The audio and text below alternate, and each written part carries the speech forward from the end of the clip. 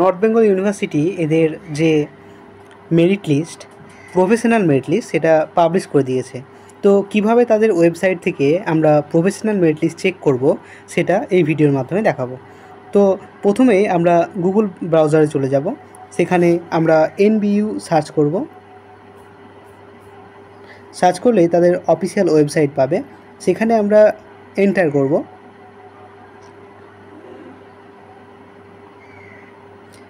Enter করলেই আমাদের সামনেই এখানে অনলাইন পিজি অ্যাপ্লিকেশান আসবে, এখানে ক্লিক করতে হবে। এখানে ক্লিক করলেই এই পেজটা ওপেন হবে। এটা কিছুটা স্ক্রল করলেই এখানে আমরা পেয়ে যাব প্রফেশনাল কম্বিনেশন মেরিট লিস্ট। এখানে যেটা রয়েছে যে প্রফেশনাল কম্বিনেশন মেরিট লিস্ট।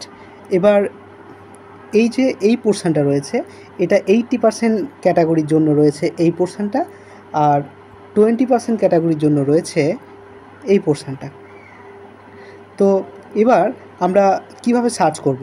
যারা নর্থ বেঙ্গল ইউনিভার্সিটি নয়, আদার্স ইউনিভার্সিটি, তাদের ক্ষেত্রে তাদের যে সাবজেক্ট এখানে সার্চ করবে।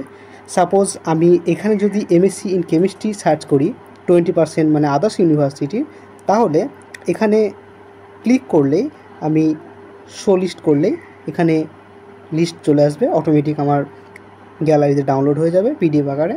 তো এখান থেকে লিস্টটা আমরা ডিটেক্ট করতে পারবো। এখানে এইভাবে লিস্ট আমরা পেয়ে যাব, এবং অন্যান্য যে সাবজেক্ট রয়েছে সেটাও এইভাবেই ডাউনলোড হয়ে যাবে। আজকের ভিডিওটা এই পর্যন্তই।